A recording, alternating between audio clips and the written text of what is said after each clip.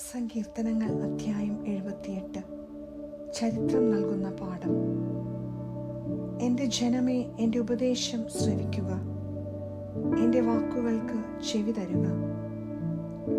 ഞാൻ ഒരു ഉപമ പറയാം, പുരാതന ചരിത്രത്തിൻ്റെ പൊരുൾ ഞാൻ വ്യക്തമാക്കാം. നാം അത് കേൾക്കുകയും അറിയുകയും ചെയ്തിട്ടുണ്ട്. പിതാക്കന്മാർ നമ്മോട് പറഞ്ഞിട്ടുമുണ്ട്. അവരുടെ മക്കളിൽ നിന്ന് നാം അത് മറച്ചു വയ്ക്കരുത്.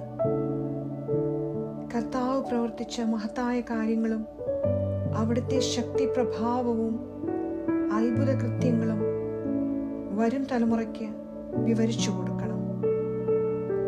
അവിടുന്ന് യാക്കോബിന് പ്രമാണങ്ങൾ നൽകി, ഇസ്രായേലിന് നിയമവും.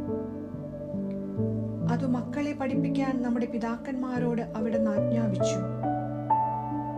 വരാനിരിക്കുന്ന തലമുറ, ഇനിയും ജനിച്ചിട്ടില്ലാത്ത മക്കൾ അവ അറിയുകയും തങ്ങളുടെ മക്കൾക്ക് അവ പറഞ്ഞു കൊടുക്കുകയും ചെയ്യും.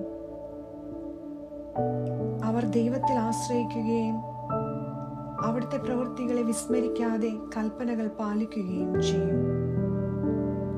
അവർ തങ്ങളുടെ പിതാക്കന്മാരെ പോലെ ദുശ്ശാഠ്യക്കാരും മത്സരബുദ്ധികളും ചഞ്ചല ഹൃദയരും ദൈവത്തോട് അവിശ്വസ്തരും ആകരുത്.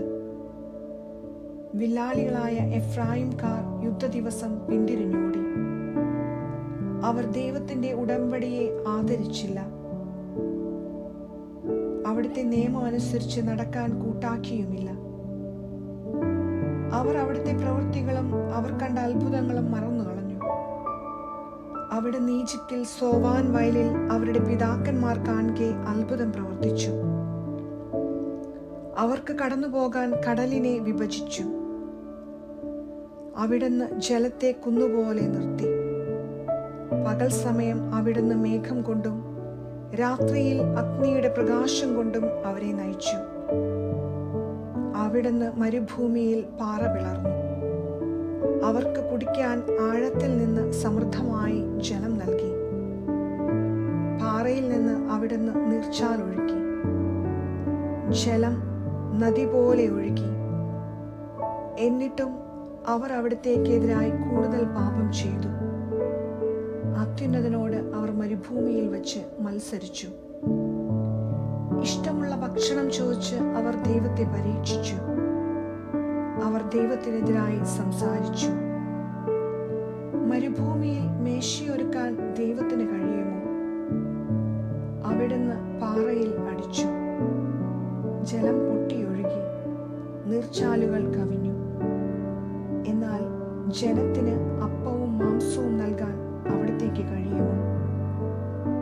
ഇത് കേട്ട് കർത്താവ് ക്രുദ്ധനായി. യാക്കോബിന്റെ നേരെ അഗ്നി ജ്വലിച്ചു. ഇസ്രായേലിന്റെ നേരെ കോപമുയർന്നു. എന്തെന്നാൽ അവർ ദൈവത്തിൽ വിശ്വസിക്കുകയും അവിടുത്തെ രക്ഷാകര ശക്തിയിൽ ആശ്രയിക്കുകയും ചെയ്തില്ല.